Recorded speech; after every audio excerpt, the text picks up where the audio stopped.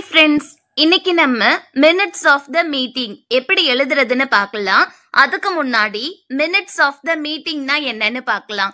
நிறைய இடங்கள்ல மீட்டிங்ஸ் நடக்கும். For example companies, colleges, universities, organisations அப்படின்னு நிறைய இடங்கள்ல மீட்டிங்ஸ் நடக்கும்ல. அந்த மீட்டிங்ல என்னெல்லாம் டிஸ்கஸ் பண்ணாங்க, என்ன முடிவு எடுத்தாங்க அப்படிங்கிற முக்கியமான விஷயத்த பேப்பர்ல எழுதியோ கம்ப்யூட்டர்ல டைப் பண்ணியோ ரெக்கார்ட் பண்ணி சேஃபா வச்சிருப்பாங்க. சோ அததான் மினிட்ஸ் ஆஃப் த மீட்டிங் அப்படின்னு சொல்றாங்க. பொதுவா ஒரு மீட்டிங் நடக்குதுன்னா அந்த மீட்டிங் சம்பந்தப்பட்ட எல்லாருமே அந்த மீட்டிங் அட்டென்ட் பண்ணுவாங்கன்னு சொல்ல முடியாது. ஒரு சிலரால அந்த மீட்டிங்க அட்டென்ட் பண்ண முடியாம போயிடும். சோ அவங்க இந்த மினிட்ஸ் ஆஃப் மீட்டிங்க ரீட் பண்ணி அந்த மீட்டிங்ல என்னெல்லாம் டிஸ்கஸ் பண்ணிருக்காங்க, என்ன முடிவு எடுத்திருக்காங்க அப்படின்னு தெரிஞ்சுக்கிடுவாங்க. அது மட்டும் இல்ல, ஃபியூச்சர் ரெஃபரன்ஸ்க்காகவும் இந்த மினிட்ஸ் ஆஃப் த மீட்டிங்க யூஸ் பண்ணிக்கிடுவாங்க. இப்போ மினிட்ஸ் ஆஃப் த மீட்டிங்ல என்ன டீடைல்ஸ்லாம் இருக்கும்னா, மீட்டிங் என்னைக்கு, எங்க, எப்போ நடந்துச்சுன்னு சொல்லிருப்பாங்க. அந்த மீட்டிங்ல யாரெல்லாம் பிரசன்ட் ஆனாங்க, அந்த மீட்டிங்க்கு யாராலெல்லாம் வர முடியல, யாரெல்லாம் அந்த மீட்டிங்க்கு ஆப்சென்ட் அப்படிங்கறத மென்ஷன் பண்ணிருப்பாங்க. அதுக்கப்புறம் அந்த மீட்டிங்ல எதை பத்தி எல்லாம் டிஸ்கஸ் பண்ணாங்கன்னு சொல்லிருப்பாங்க. அண்ட் அந்த மீட்டிங்ல என்ன முடிவெல்லாம் எடுத்திருக்காங்க அப்படிங்கறதையும் மினிட்ஸ் ஆஃப் த மீட்டிங்ல மென்ஷன் பண்ணிருப்பாங்க. சிம்பிளா சொல்லணும்னா, நடந்து முடிஞ்ச மீட்டிங்கோடைய சம்மரி தான் minutes of the meeting. Minutes of the மீட்டிங்ல இவரு இப்படி சொன்னாரு அப்படின்னு ஒருத்தர் சொன்ன வார்த்தைய வேர்ட் பை வேர்ட்லாம் ரெக்கார்ட் பண்ணி வைக்க மாட்டாங்க. பொதுவா இத பத்தி நாங்க டிஸ்கஸ் பண்ணோம், இந்த முடிவு எடுத்திருக்கோம் அப்படின்னு சொல்வாங்க. அண்ட் யாருக்காச்சும் ஏதாச்சும் பொறுப்பு கொடுத்திருந்தா அத பத்தி மென்ஷன் பண்ணுவாங்க. இவருக்கு நாங்க இந்த பொறுப்பை கொடுத்திருக்கோம் அப்படின்னு அத பத்தியும் மென்ஷன் பண்ணுவாங்க. அதுக்கப்புறம் மீட்டிங் அப்ப பொதுவா சண்டைலாம் நடக்கும்ல, அந்த சண்டைய பத்தி எல்லாம், அந்த எமோஷனல் எக்ஸ்சேஞ்சஸ் பத்தி எல்லாம் மினிட்ஸ் ஆஃப் த மீட்டிங்ல ரெக்கார்ட் பண்ணக்கூடாது. முக்கியமான விஷயங்களை மட்டும்தான் மினிட்ஸ் ஆஃப் த மீட்டிங்ல ரெக்கார்ட் பண்ணணும்.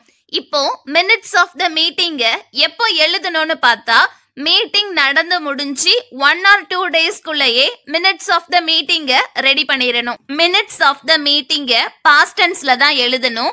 மீட்டிங்ல இத பத்தி எல்லாம் நாங்க டிஸ்கஸ் பண்ணோம், இந்த முடிவெல்லாம் நாங்க எடுத்தோம் அப்படின்னு பாஸ்ட் டென்ஸ்ல தான் எழுதணும். இப்போ மினிட்ஸ் ஆஃப் த மீட்டிங்கோடைய ஃபார்மட் அண்ட் எக்ஸாம்பிள ஒன்னாவே பாத்திரலாம். இதுல நம்ம காலேஜ்ல ப்ரோக்ராம் நடக்க போகுது, கல்ச்சுரல்ஸ் நடக்க போகுது, அதுக்காக மீட்டிங் போட்டிருக்காங்க. அந்த மீட்டிங்க்கு தான் நம்மள minutes of the meeting ready பண்ண சொல்லிருக்காங்க. இப்போ எப்படி எழுதணும்னு பார்க்கலாம். ஃபர்ஸ்ட் ஹெட்டிங் போடுறோம். மீட்டிங் எதுக்காக நடந்துச்சுங்கிறத நம்ம ஸ்டார்டிங்லயே சொல்லிருந்தோம். Minutes of the college program planning மீட்டிங்னு போட்டு நம்ம காலேஜோடைய நேமையும் ஸ்டார்டிங்லயே மென்ஷன் பண்ணிருந்தோம். அதுக்கப்புறம் டேட்டு, மீட்டிங் நடந்த டேட்டு, அதுக்கப்புறம் டைம், மீட்டிங் நடந்த டைம் மென்ஷன் பண்றோம். அதுக்கப்புறம் லொகேஷன், மீட்டிங் எந்த இடத்துல நடந்துச்சு, கான்ஃபரன்ஸ் ஹால்ல நடந்துச்சா, செமினார் ஹால்ல நடந்துச்சா, இல்ல ஆடிட்டோரியத்துல நடந்துச்சா அப்படிங்கிற அந்த லொகேஷனையும் மென்ஷன் பண்றோம். அதுக்கப்புறம் சேர்பர்சன், மீட்டிங் யாருடைய தலைமையில நடக்குதோ அவங்கள தான் சேர்பர்சன் சொல்லுவாங்க. இப்போ காலேஜ்ல மீட்டிங் நடக்கிறனால இந்த மீட்டிங்க பிரின்சிபால் தான் தலைமை தாங்குவாங்க. சோ சேர்பர்சன்ல நம்ம பிரின்சிபலோடைய நேம போட்டு அவங்க பிரின்சிபல் அப்படிங்கிற அவங்களுடைய போஸ்டையும் மென்ஷன் பண்றோம். அப்படி இல்ல, இந்த மீட்டிங் கல்ச்சுரல் கமிட்டி ஹெட்டோடைய தலைமையில நடக்குது அப்படின்னா சேர்பர்சன் பிளேஸ்ல ஒரு நேம் போட்டு கமா போட்டு கல்ச்சுரல் கமிட்டி ஹெட் அப்படின்னு போட்டுருங்க. அதுக்கப்புறம் அட்டெண்டீஸ் அப்படின்னு போட்டு இந்த மீட்டிங்ல யாரெல்லாம் பிரசன்ட் ஆனாங்க, இந்த மீட்டிங்க யாரெல்லாம் அட்டென்ட் பண்ணாங்களோ அவங்களுடைய நேம்ஸ் எல்லாம் போட்டு அவங்களுடைய போஸ்டையும் மென்ஷன் பண்றோம். அதுக்கப்புறம் அப்பாலஜிஸ்னு போட்டு யாரெல்லாம் இந்த மீட்டிங்க்கு ஆப்சென்ட்டோ, யாராலெல்லாம் இந்த மீட்டிங் அட்டென்ட் பண்ண முடியலையோ அவங்களுடைய நேம்ஸையும் அவங்களுடைய போஸ்டையும் மென்ஷன் பண்றோம். சோ அதுக்கப்புறம் அஜெண்டா எழுதணும். இது நம்ம எஸ்ஏ எழுதும் போதெல்லாம் ஸ்னாப்சிஸ் போடுவோம்ல, எஸ்ஏல எதை பத்தி எல்லாம் டிஸ்கஸ் பண்ண போறோம்னு சப்ஹெட்டிங் போடுவோம்ல, அதே மாதிரி தான் அஜெண்டாவும். ஃபர்ஸ்ட் क्वेश्चन பாருங்க. காலேஜ்ல கல்ச்சுரல்ஸ் நடக்க போகுது, அத பத்தி டிஸ்கஸ் பண்றதுக்காக மீட்டிங் போட்டிருக்காங்க. இப்போ இந்த மீட்டிங்ல எதை பத்தி எல்லாம் டிஸ்கஸ் பண்ணுவாங்க? ஃபர்ஸ்ட் அந்த ப்ரோக்ராம என்னைக்கு நடத்தலான்னு டிஸ்கஸ் பண்ணுவாங்க. அதுக்கப்புறம் அந்த ப்ரோக்ராம நடத்துறதுக்கு எவ்வளோ செலவாகும், அதுக்கான மணியை யாருக்கிட்ட கலெக்ட் பண்ணலாம், ஸ்பான்சர்ஷிப்ஸை பத்தி டிஸ்கஸ் பண்ணுவாங்க. அதுக்கப்புறம் இந்த கல்ச்சுரல் ப்ரோக்ராம்ல என்னென்ன பெர்ஃபார்மன்ஸ் நடத்தலாம், என்னென்ன காம்படிஷன்ஸ் கண்டக்ட் பண்ணலாம் அப்படின்னு டிஸ்கஸ் பண்ணுவாங்க. அதுக்கப்புறம் இந்த கல்ச்சுரல் ப்ரோக்ராமுக்கு யாரெல்லாம் இன்வைட் பண்ணலாம் அண்ட் ப்ரமோஷன்ஸை பத்தி டிஸ்கஸ் பண்ணுவாங்க. அதுக்கப்புறம் லாஜிஸ்டிக்ஸ், ஃபுட் அண்ட் சேஃப்டி அரேஞ்ச்மெண்ட்ஸை பத்தி டிஸ்கஸ் பண்ணுவாங்க. ஸோ காலேஜ்ல கல்ச்சுரல்ஸ் நடக்க போகுது, அதை பத்தி டிஸ்கஸ் பண்றதுக்காக மீட்டிங் போட்டிருக்காங்க அப்படின்னா அந்த மீட்டிங்ல எதை பத்தியெல்லாம் டிஸ்கஸ் பண்ணிருப்பாங்கன்னு யோசிச்சு சப்ஹெட்டிங் மாதிரி நம்ம அஜெண்டால போடணும். அதுக்கப்புறம் அஜெண்டால எதெல்லாம் மென்ஷன் பண்ணிருக்கோமோ அதை டிஸ்கஷன்ல டீடைல்டா எக்ஸ்பிளைன் பண்ணணும். ஃபர்ஸ்ட் ஈவெண்ட் டேட் அண்ட் ஷெட்யூல பத்தி மீட்டிங்ல டிஸ்கஸ் பண்ணிருக்காங்க.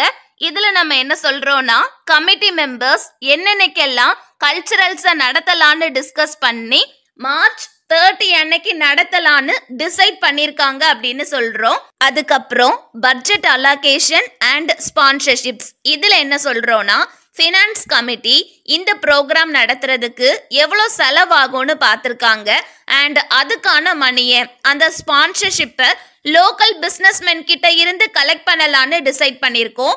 Miss Meena Devi and other committee members March 20க்குள்ள ஸ்பான்சர்ஸை கான்டாக்ட் பண்ணுவாங்க அப்படின்னு சொல்லியிருந்தோம்.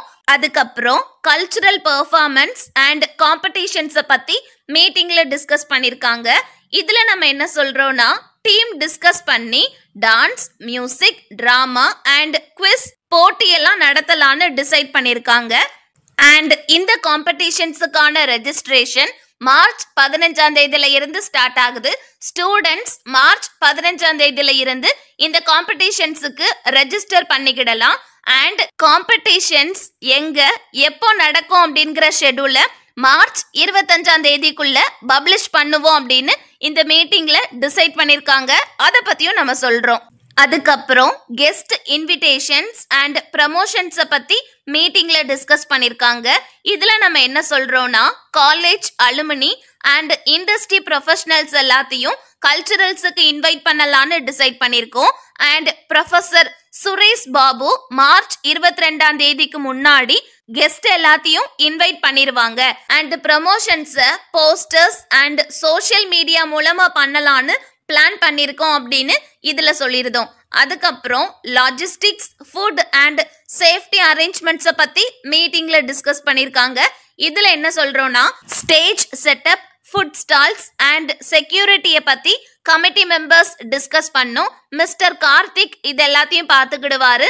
ஃபைனல் அரேஞ்ச்மெண்ட்ஸை 10ஆம் தேதி மார்ச்சுக்கு முன்னாடி கம்ப்ளீட் பண்ணணும்னு டிசைட் பண்ணிருக்கோம் அப்படின்னு சொல்றாங்க அப்படின்னு சொல்றோம். அதுக்கப்புறம் எனி அதர் பிசினஸ்னு போட்டு இந்த மீட்டிங்ல கல்ச்சுரல்ஸை தவிர வேற எதையாச்சும் பத்தி டிஸ்கஸ் பண்ணா அதை இதுல மென்ஷன் பண்ணணும்.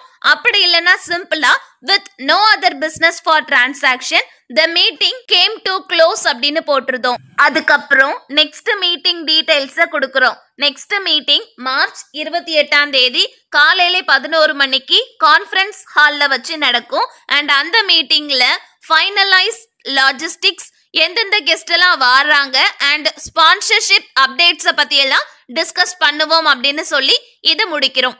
அதுக்கப்புறம் இந்த மினிட்ஸ் ஆஃப் த மீட்டிங்கை யாரு ப்ரிப்பேர் பண்ணா அவங்களுடைய நேமு, இந்த மினிட்ஸ் ஆஃப் த மீட்டிங்கை ரீட் பண்ணி யாரு அப்ரூவ் பண்ணா அவங்களுடைய நேமையும் போட்டு இதை முடிக்கிறோம். ஸோ அவ்வளோதான் minutes of the meeting. Easy தான். ஃபர்ஸ்ட் டைட்டில் போடுறோம், மீட்டிங் எதுக்காக நடந்துச்சு அப்படிங்கிறத அந்த டைட்டில்ல கொடுக்குறோம். அதுக்கப்புறம் எங்க நடந்துச்சு, காலேஜ்லயா, கம்பெனிலையா, இல்லை ஏதாச்சும் ஆர்கனைசேஷன்லையா, அதை மென்ஷன் பண்றோம். அதுக்கப்புறம் டேட்டு, டைமு, லொகேஷன் மென்ஷன் பண்றோம். அதுக்கப்புறம் சேர்பர்சன், இந்த மீட்டிங் யாருடைய தலைமையில நடந்துச்சோ அதை மென்ஷன் பண்றோம். அதுக்கப்புறம் இந்த மீட்டிங்கை யாரெல்லாம் அட்டென்ட் பண்ணாங்க, அட்டென்டீஸ். அதுக்கப்புறம் இந்த மீட்டிங்கை யார் அட்டென்ட் பண்ணல, அப்பாலஜிஸ் அப்படின்னு போட்டு இந்த மீட்டிங்க்கு ஆப்சென்ட் ஆனவங்களுடைய நேமையும் மென்ஷன் பண்றோம். அதுக்கப்புறம் அஜெண்டா. இதுதான் கொஞ்சம் கஷ்டம், ஆனா உங்களால முடியும். அந்த மீட்டிங்ல நீங்க இருந்த மாதிரி இமேஜின் பண்ணி அந்த மீட்டிங்ல என்னெல்லாம் டிஸ்கஸ் பண்ணிருப்பாங்கன்னு யோசிச்சு டைட்டில போட்டு அத கொஞ்சம் டிஸ்கஸ் பண்ணியும் விட்டுருங்க. அதுக்கப்புறம் எனி அதர் பிசினஸ்னு ஹெட்டிங் போட்டு இதுல இருக்கிறத அப்படியே எழுதி விட்டுருங்க. அதுக்கப்புறம் நெக்ஸ்ட் மீட்டிங் டீடைல்ஸ்னு போட்டு நெக்ஸ்ட் மீட்டிங் டீடைல்ஸையும் சிம்பிளா கொடுத்துருங்க. அதுக்கப்புறம் minutes prepared by, minutes approved பைன்னு போட்டு மினிட்ஸ் ஆஃப் த மீட்டிங்க முடிச்சிடலாம். இப்போ கல்ச்சுரல்ஸ பத்தி டிஸ்கஸ் பண்றதுக்காக மீட்டிங் நடந்திருக்குது. சோ இந்த மினிட்ஸ் ஆஃப் த மீட்டிங்க cultural committee head Priya Sharma ready பண்ணிருக்காங்க. அண்ட் இந்த மினிட்ஸ் ஆஃப் த மீட்டிங்க சேர்பர்சன் பிரின்சிபால் வந்து அப்ரூவ் பண்ணிருக்காங்க. சோ அவ்வளவுதான், இதோட மினிட்ஸ் ஆஃப் த மீட்டிங் முடியுது.